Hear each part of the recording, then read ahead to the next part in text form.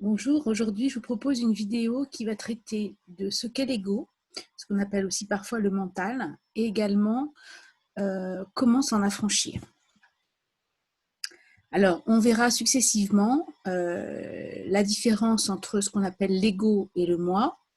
Nous verrons pourquoi et comment l'ego se construit, qu'est-ce que l'ego, comment le reconnaître, quand il est notamment aux commandes. Nous verrons aussi quelques notions proches que sont l'orgueil, l'amour-propre et la fierté. On verra les spécificités. Et enfin, comment et pourquoi s'affranchir de l'ego. Alors pour certains, l'ego est un principe métaphysique alors que le moi est une donnée psychologique. L'ego serait un outil en fait pour aider le moi à s'affirmer. Il serait l'image de notre moi, notre persona, un masque en quelque sorte. Pour d'autres, les concepts d'ego et de moi sont en fait très proches, voire similaires. Ainsi, l'ego, le moi, serait le siège, le centre de la conscience, ce qui nous différencie de l'animal, ce qui fait qu'on est conscient d'exister, ce qui nous permet de nous sentir séparés du monde, et notamment de la mère dans un premier temps, de sa propre mère. Et ainsi, en étant séparés, de pouvoir agir sur le monde. Ils seraient, l'un et l'autre, la partie consciente de soi et la partie différenciée, ce qu'on pourrait appeler aussi la conscience du je, J-E. Alors on voit sur cette diapositive, il existe 4 plans de conscience, en fait, 4 corps, on pourrait dire. Alors il y a en haut à gauche, on le voit, le plan mental, qui est le plan de la logique, du raisonnement, de la compréhension, qui nous permet de penser, de raisonner, de réfléchir, d'évaluer, de décider. On y trouve les systèmes de pensée, les croyances, les images mentales, les représentations. Et ce plan est indispensable pour vivre sur Terre. L'ego se rattache au corps mental. C'est la raison pour laquelle on parle souvent de mental pour parler de l'ego. Le plan somatique maintenant, ce qu'on appelle aussi le plan qui se situe au niveau corporel. Il est celui de notre véhicule terrestre, puisqu'on est matérialisé dans un corps sur Terre. Il nous permet d'appréhender le monde et de faire des expériences à travers notre corps et nos 5 sens. Il nous protège, il nous alerte en cas de besoin, en nous avertissant par des sensations, des douleurs corporelles, de dangers éventuels par exemple. Le plan émotionnel, en bas à gauche, et qui est peut-être un des plus importants, puisque c'est notre ressenti, celui qui va nous guider à faire les choses ou non. Je le sens, je ne le sens pas. Est-ce que c'est quelque chose effectivement qui est bon pour moi, qui peut amener du plaisir ou au contraire du déplaisir? Et donc, il est fondamental, bien évidemment, de reconnaître et d'accepter ces émotions. Si ce sujet vous intéresse d'ailleurs, j'ai fait 2 vidéos sur les émotions, la 4 et la 24 de mémoire. Et puis enfin, 4e plan de conscience, le plan spirituel. C'est le sens que l'on donne aux choses et à la vie. On appelle ça aussi parfois l'esprit ou l'âme. Être au clair avec sa vocation permet de donner du sens à ce que l'on entreprend. Cela nous remplit, nous rend heureux, nous épanouit.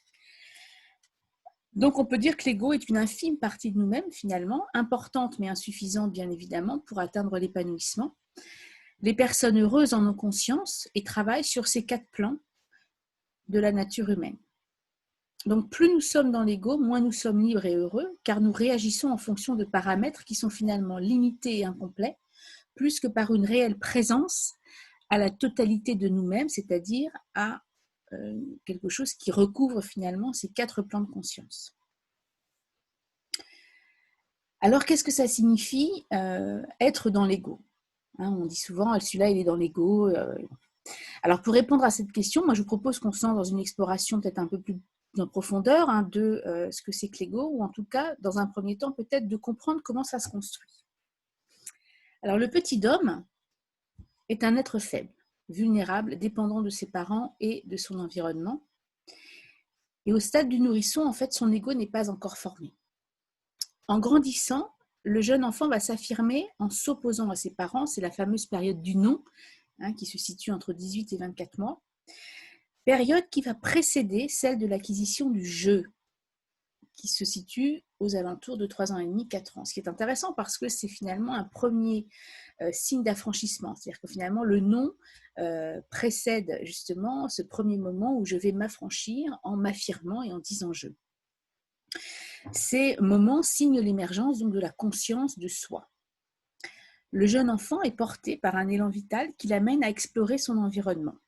Mais il va être bridé, orienté dans sa découverte et dans son exploration du monde. Il peut s'agir de la part de ses parents, de mesures de protection, le fameux « c'est pour son bien, c'est pour ton bien ». Ça peut être aussi des mesures normatives qui sont liées à des principes éducatifs, culturels ou autres. Et ainsi, dès son plus jeune âge, en fait, l'enfant va construire sa personnalité brique par brique, à travers son éducation, à l'école, à la maison, ses diverses expériences à travers son environnement social et culturel, et ceci, bien sûr, en interaction avec ses blessures personnelles, sa sensibilité, ses peurs, etc. Tous ces éléments vont influencer sa manière de penser, de faire et d'agir. L'ego est donc ce que nos parents, et plus généralement ce que les autres pensent que je suis ou que je dois être, et ce que je finis par croire. C'est-à-dire que je vais m'identifier en fait à cette image, et qui n'est qu'une image en fait. Mais je vais souvent confondre justement cette image avec moi-même, c'est-à-dire que je vais finir par penser que je suis cette image. Et je le fais par loyauté à mes parents vis-à-vis desquels j'ai ce qu'on appellera contracté une dette symbolique, puisqu'en effet, ils m'ont donné la vie, et de cela, je leur suis en quelque sorte redevable. Nous allons croire à des choses sur nous et sur le monde. Ces choses sont vraies ou pas d'ailleurs, en fonction des expériences directes ou indirectes. Lorsque nos parents, par exemple, nous transmettent leurs propres expériences, connaissances, principes, valeurs, ce n'est pas une expérience que je fais moi de façon directe, mais je vais intégrer, m'approprier ces expériences et je vais souscrire ou en tout cas y adhérer. Ces croyances, ces représentations vont, couche après couche, former notre identité, notre ego, qui sera constitué vers 6-7 ans. L'ego va également construire inconsciemment des sous-personnalités avec toujours pour objectif d'assurer sa survie et sa sécurité, de s'adapter à son environnement, de s'insérer socialement et de réussir dans la vie. La fonction de l'ego, c'est de définir, de mettre dans des boîtes. C'est ainsi qu'on découvre, qu'on appréhende et qu'on comprend le monde. En cela, avoir un ego est normal et salutaire puisqu'il nous a été utile en fait pour nous construire. Et certaines épreuves permettront même de le fortifier.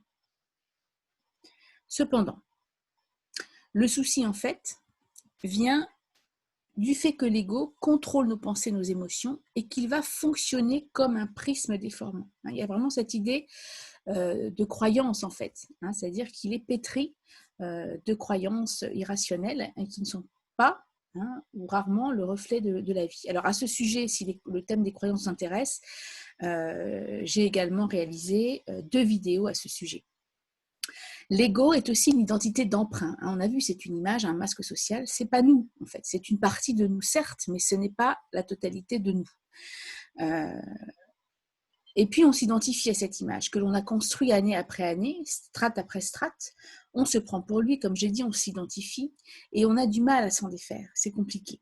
On pense être une personne et on veut la défendre coûte que coûte. Question de survie.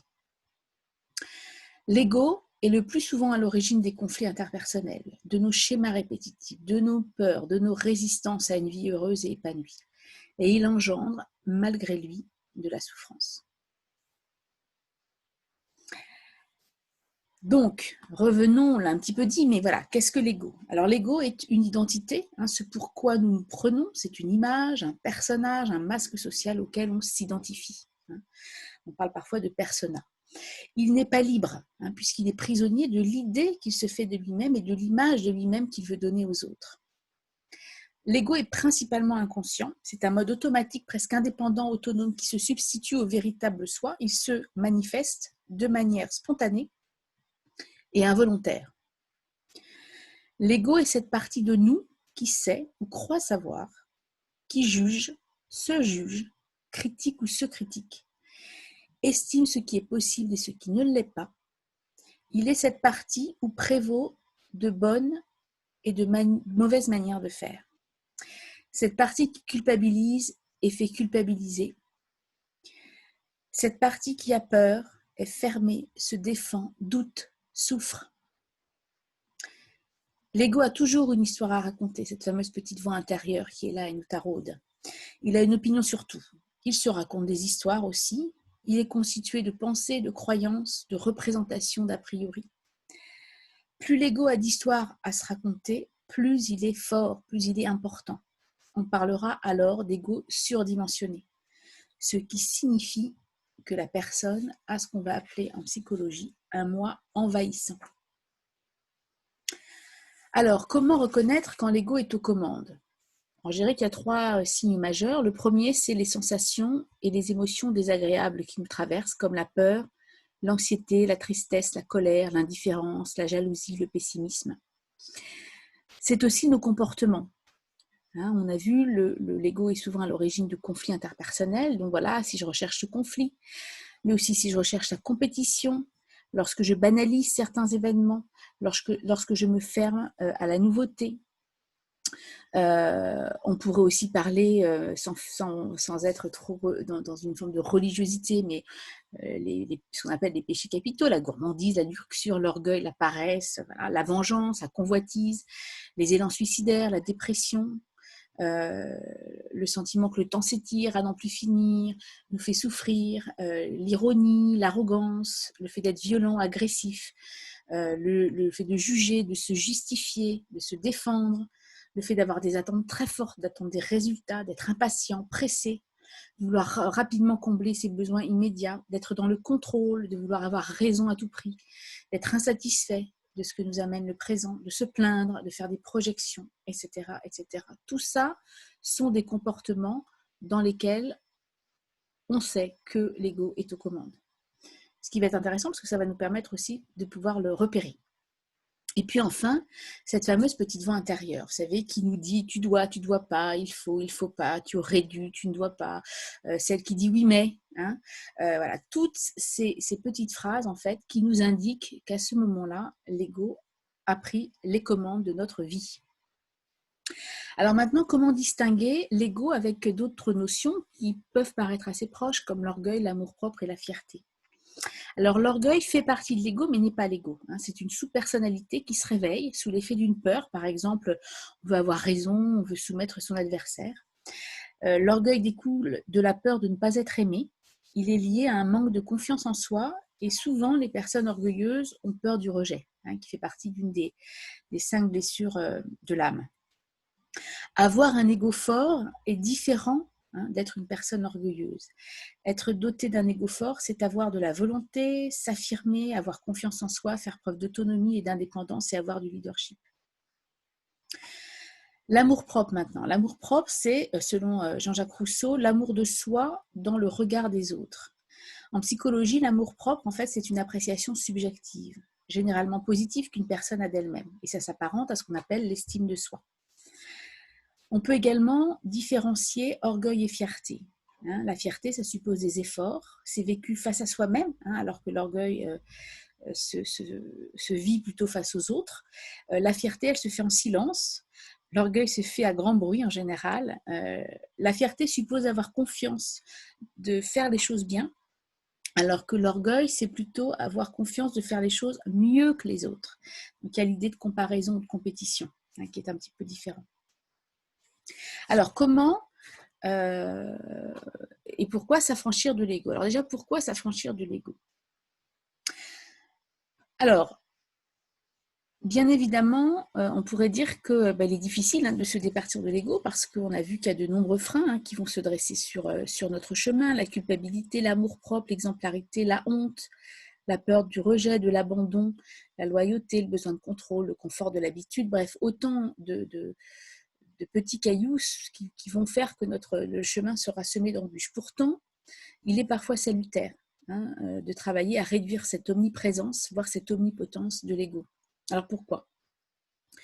Parce que notre vie ne nous convient pas ou plus, parce que nous sommes malheureux, nous souffrons de vivre des scénarios répétitifs, délétères, parce que nous avons le sentiment de nous être perdus, que nous souhaitons nous retrouver, comme on dit, on veut se rapprocher de celui, de celle que nous sommes vraiment, arrêter de se mentir et de mentir aux autres. Donc le chemin à emprunter pour justement se retrouver, c'est ce qu'on appelle, parce que Jung appelle en fait le processus d'individuation. qui s'apparente un petit peu au voyage du héros, hein, qui est une métaphore de ce changement transformationnel individuel. Et ce chemin passe par une phase dans laquelle il convient en fait de se désidentifier de l'ego. Étape délicate, hein, puisqu'on va perdre ses repères, on va quitter une zone de confort pour nous lancer dans l'inconnu de nous-mêmes. Et ceci, l'ego en a horreur. Alors évidemment, il va développer, déployer des trésors de ruse et mettre des coups de pression pour se maintenir en place et garder son pouvoir. Il va nous faire douter, il va nous faire culpabiliser, il va amener des peurs, de la moralisation, des jugements, bref, tout un arsenal, je dirais, d'outils pour maintenir sa place, en fait, préserver sa place. Et pour autant, donc ce périple, hein, cette quête de soi, quête du soi, on pourrait dire avec un grand S, cette quête initiatique va nous inviter à devenir nous-mêmes, va nous permettre de nous débarrasser de ce qu'on pourrait appeler nos oripeaux, nos masques derrière lesquels on se cachait, et ainsi accéder à une paix intérieure. Hein, et donc nous épanouir, avancer, agir librement, vivre une vie positive, hein, toutes ces choses qui vont nous permettre finalement de nous sentir mieux. Alors, comment s'affranchir de l'ego? Alors, je vous ai mis ici quelques pistes. La première, ça peut être de surprendre l'ego, hein. On a vu qu'on pouvait capter l'ego à travers des sensations, des émotions, des comportements ou des phrases, des petites phrases toutes faites. Et le fait de surprendre l'ego peut nous permettre justement d'aller débusquer ces croyances, qui sont souvent des croyances limitantes, et de pouvoir les transformer en croyances aidantes. Donc, à ce sujet, il y a 2 vidéos, hein, qui pourront vous y aider. Mais on pourra aussi, plutôt que de penser, à faire taire, si je puis dire, ou en tout cas ne pas s'accrocher à ces pensées négatives, en pratiquant par exemple la méditation ou la contemplation. Alors sur la méditation, pareil, hein, j'ai une vidéo qui peut éventuellement vous accompagner dans cette pratique. Mais ça sera aussi s'aimer, hein, s'aimer soi-même et aimer les autres plutôt que d'attendre d'être aimé. C'est s'aider, hein, ou aider les autres plutôt que d'attendre d'être aidé. C'est pardonner et se pardonner. Éviter, hein, les personnes qui sont toxiques, hein, j'entends par toxique ici celles qui justement vont nourrir notre ego, vont le réveiller, vont aller le titiller. Arrêter bien sûr les projections, les accusations, les critiques et les jugements. Être doux finalement, hein, et bienveillant avec soi-même mais aussi avec les autres. Tout faire pour se sentir bien. S'impliquer, s'engager dans des projets, hein, qui nous transcendent, des projets qui ont du sens, qui font du bien à soi, aux autres. Ça peut être aussi, bien sûr, de se faire accompagner, hein, à travers la formation, à travers de la thérapie, à travers des lectures, voilà, toute technique de développement personnel qui peut vous aider justement à faire la part des choses et à retrouver, je dirais, le chemin du plaisir et du bonheur. Donc voilà ce que je voulais partager avec vous dans cette vidéo. Comme je disais, il y a plusieurs vidéos complémentaires qui peuvent vous aider et vous accompagner. Donc je vous disais, il y a celle sur les émotions, celle sur les croyances limitantes, hein, quelles sont-elles et comment s'en affranchir, et enfin une vidéo sur la méditation, voilà, qui vous propose une méditation guidée. Si cette vidéo vous intéresse, vous pouvez me retrouver alors, dans un premier temps sur mon site web mariettestouk.com, sur lequel vous allez retrouver un certain nombre d'articles, puis mes services bien sûr, puisque je suis psychologue du travail, comme vous le voyez ici, psychologue du travail, formatrice, facilitatrice et coach. Vous pouvez retrouver l'ensemble de mes vidéos sur YouTube. Vous abonner bien évidemment et partager le lien avec vos amis, votre famille, vos collègues. Et enfin, vous pouvez me retrouver également sur le site LinkedIn. Je vous souhaite à tous une excellente journée. À bientôt. Au revoir.